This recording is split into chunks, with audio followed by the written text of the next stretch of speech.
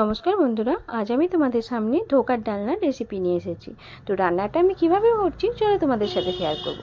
তার আগে যদি রান্নাটা ভালো লাগে লাইক করো, সাবস্ক্রাইব করো, আর অনুরোধ রইল আমার পাশে থাকার, সঙ্গে থাকার, আর আমায় সাপোর্ট করার, আর পুরো ভিডিওটা দেখার, আর একটা লাইক করার। ব্যাস, আমি এক ওভারনাইট ছোলাটা ভিজিয়ে রেখেছিলাম। তারপরে আমি মিক্সিতে দুটো কাঁচা লঙ্কা, আদা কুচি, লবণ আর চিনি দিয়ে পরিমাণ মতো পেস্ট করে নিয়েছি। আমি খাজা খাজা করে পেস্ট করেছি, খুব মিহি পেস্ট করিনি। এরপর আমি কাজু বাদাম, পোস্ত আর 1 চামচ মতো টক দই নিয়ে নিয়েছি।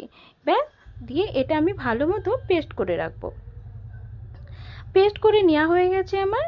এরপর আমি একটা টমেটো, ছোট সাইজের টমেটো, বড় সাইজের টমেটো আমি এখানে ব্যবহার করব না, কারণ দেখতেই পাচ্ছ আমি টক দই নিয়েছি।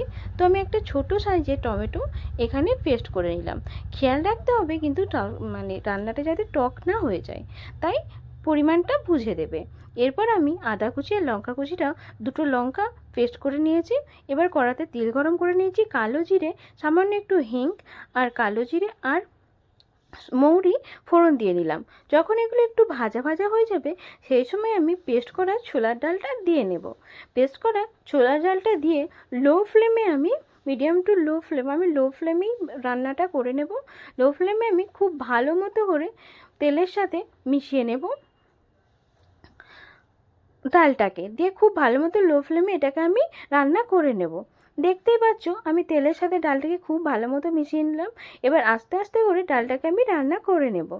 ডালটা আমি লো ফ্লেমেই পুরোটা রেডি করব, কারণ যদি আমি হাই ফ্লেম দিয়ে দিই, কারণ তাহলে ডালটা কিন্তু নিচেই ধরে যাবে আর এটা খেতে ভালো লাগবে না। তাই এটা খেয়াল রাখবে একটু লো ফ্লেমে এটা রেডি করার। ব্যাস, ডালে কিন্তু আমি যখন ডালটাকে আমি দিয়েছি তখন আমি ডালটা একটু হলুদ দিয়ে মিশিয়ে নিয়েছিলাম, যাতে এর কালারটা ভালো আসে। খুব ভালো মতো আমি ডালটাকে ভেজে নিয়েছি বা রেডি করে নিয়েছি বলতে পারো। যখন কড়া থেকে উঠে উঠে আসছে, জানবে ডাল হয়ে গেছে। এবার একটা আমি থালার মধ্যে সামান্য পরিমাণে ঘি দিয়ে নিয়েছি। ঘি নিয়ে আমি গরম ডালটাকে দিয়ে থালাতে ঢেলে দেব। এবার হাতে করে আস্তে আস্তে করে ঠেসে দেব। ঠেসে দিয়ে আমি এটাকে সেট করে নেব। সেট করে নিয়েছি আমি ডালটা। তারপরে খুব ভালো মতো এটাকে আমি চামচ দিয়ে সেট করে নেব। সেট করা হয়ে গেছে ডালটাকে আমার।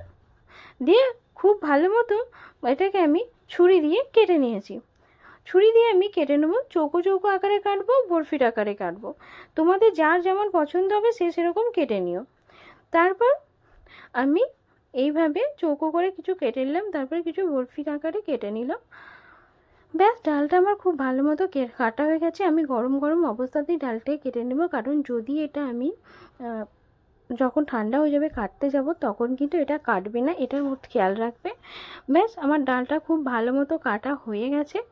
এরপর আমি ডালটাকে যখন পুরোপুরি ঠান্ডা হয়ে যাবে সেই সময় আমি এইভাবে তুলে নেব। দেখতে পাচ্ছ ডালটা কত সুন্দর পিসগুলো বেরিয়ে আসছে, কোনো কিছুই কিন্তু ভাঙবে না। আমি প্রথম দিকে কিছু তুলতে গেছিলাম, তখন ঠান্ডা হয়ে ডালটা ভেঙে যাচ্ছিলো। তাই এই ব্যাপারটা কিন্তু খেয়াল অবশ্যই রাখবে যে ডাল কিন্তু ঠান্ডা হওয়ার পরেই এটা তুলবে, না হলে কিন্তু ভেঙে যাবে। ব্যাস, ডালটার আমার পিসগুলো বার করা হয়ে গেছে। এবার একটা আমি তাওয়াতে তেল বসিয়ে দিয়েছি। তেলটা যখন খুব ভালো মতো গরম হবে তখন কিন্তু ডালগুলোকে দিয়ে নেবে।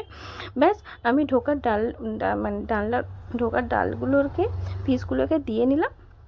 এবার খুব ভালো মতো উল্টে পাল্টে লালচে লালচে করে ভাজবো। লালচে লালচে করে ভাজার একটাই কারণ, এতে কিন্তু এর টেস্টটা আর ফ্লেভারটাও খুব ভালো আসে। তাই কিন্তু ডালটাকে পুরোপুরি লালচে লালচে করেই ভাজবে। ব্যাস, আমার ডালগুলো ভাজা হয়ে গেছে। এবার এগুলোকে আমি তুলে নেব। আমি একবার ডালগুলোকে ভেজে নিলাম, আর একবারও কড়ার মধ্যে দিয়ে নিলাম, সেগুলোকেও আমি খুব ভালো মতো ভেজে নেব। আমি এইবার কিন্তু তেলটা খুব ভালো মতো গরম হয়েছে, তাই এটা কিন্তু বেশিক্ষণ সময় লাগবে না।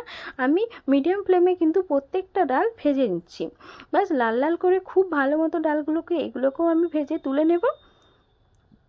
দিয়ে আমি রান্নাটা কিন্তু বসিয়ে দেব। এই ঢোকাল ডালনাটা খেতে কিন্তু খুব ভালো লাগে। পুজোর সময়, আমাদের সামনেই পুজো আসছে, তো আমরা অষ্টমীর দিন তো নিরামিষ খাই, সেই দিন কিন্তু এরকম একটা ঢোকাল ডালনা রান্না করলে খুব ভালো লাগবে। তোমরা আমার মতো একবার রান্না করে দেখো, খুব খুব খুব ভালো লাগবে। আমি এখানে চারমগজ ব্যবহার করিনি, তোমরা যদি চাও কেউ চারমগজ কিন্তু ব্যবহার করতে পারো। ডালটা কিন্তু তোমরা কাঁচা অবস্থা থেকেও 3-4 দিন টিফিন কৌটোর ভিতরে রেখে ফ্রিজে রেখে দিতে পারো। আর যদি কেউ ভেজে রাখো সে অনায়াসে 8-10 দিন কিন্তু চলে যাবে, এটা কিন্তু খেয়াল রেখো।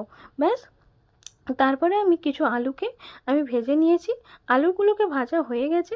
এবার একটা কড়া গরম করে নিয়েছি, তাতে গোটা গরম মশলা আর শুকনো লঙ্কা আর গোটা জিরের ফোড়ন দিয়ে নিয়েছি, আর সামান্য একটু হিং দিয়েছি। যখন ওগুলো ভাজা হয়ে গেছে আদা কাঁচা লঙ্কার পেস্টটা দিয়ে নিয়েছি। আদা কাঁচা লঙ্কার পেস্টটা যখন ভাজা ভাজা হয়ে গেছে সেই সময় আমি যে টমেটো পেস্টটা বেটে রেখেছিলাম সেটাও দিয়ে নিয়েছি। টমেটো পেস্টটা দিয়ে নেওয়ার পর কাঁচা গন্ধটা যাওয়ার অপেক্ষা করছিলাম। কাঁচা গন্ধটা যখন চলে গেছে সেই সময় আমি একটা বাটিতে জিরে গুঁড়ো, হলুদ গুঁড়ো, লঙ্কা গুঁড়ো গুলে রেখেছিলাম সেটাকে দিয়ে নিলাম। ব্যাস, তারপরে যে টক দই, কাজু বাদাম, টক দই আর পোস্তর যে পেস্টটা ছিল সেটাকে দিয়ে নিলাম। বেশ খুব ভালো মতো এবার ফুটে উঠেছে দেখতে পাচ্ছ। এই সময় আমি আলুগুলোকেও দিলাম, আলুগুলোকে দিয়ে মশলাটার সাথে খুব ভালো মতো কষিয়ে নিলাম যাতে আলুগুলো পুরোপুরি সিদ্ধ হয়ে যায়, কারণ আলুটা আগে সিদ্ধ হয়ে যাওয়া দরকার। কিন্তু ডালগুলো যেহেতু দেওয়ার পরে বেশিক্ষণ রাখার প্রয়োজন নেই, 7-8 মিনিট মতো ঝোলের মধ্যে রাখবে, তাহলেই দেখবে 7-8 মিনিটও রাখার দরকার নেই, 5 মিনিট মতো ঝোলের মধ্যে ফুটিয়ে নেবে। তো তাহলেই ডাল হয়ে ঢোকার ডালনাগুলো হয়ে যাবে। তো তখন কিন্তু নামিয়ে দেবে। আর কিন্তু বেশি ঝোলে দেওয়ার পর ঢোকাগুলোকে বেশি নাড়ানোর প্রয়োজন নেই, তাহলে কিন্তু ভেঙে যাওয়ার সম্ভাবনা থাকে, তাই এই ব্যাপারটা খেয়াল রাখবে। আমি কিন্তু মশলাটা কষার সময় পরিমাণ মতো একটু কাসুরি মেথি দিয়েছিলাম। কাসুরি মেথি দিলে এই টেস্টটা কিন্তু খুব ভালো আসে, তোমরাও কিন্তু দিয়ে নিও, খুব ভালো লাগবে। আর একটু পরিমাণ মতো গরম মশলা। ব্যাস, যে যেমন গ্রেভি পছন্দ করবে সেরকম কিন্তু জল দিয়ে নেবে। কিন্তু ঢোকার ডালনাতে বেশি গ্রেভি রাখলে খুব একটা ভালো লাগে না। ঢোকার ডালনাটা আমার রেডি প্রায়। এই সময় আমি একটুখানি ঘি দেব, ঘি দিয়ে এটাকে ঢেকে দিয়ে কিছুক্ষণ ঢেকে দেবো। ঢেকে দিলে ঘি দিয়ে ঢেকে দেওয়ার পরে ফ্লেভারটা খুব ভালো আসে, তাই একবার ঘি দিয়ে দেখো, খুব ভালো লাগবে। রান্নাটা আমার রেডি। আজকে এই পর্যন্ত। যারা পুরো ভিডিওটা দেখবে তাদের অসংখ্য ধন্যবাদ, যারা লাইক করবে তাদেরকেও অসংখ্য ধন্যবাদ, যারা আমায় সাপোর্ট করবে তাদেরকেও অসংখ্য ধন্যবাদ। আজকে এই পর্যন্ত, পরে আবার একটা নতুন ভিডিও নিয়ে হাজির হবো।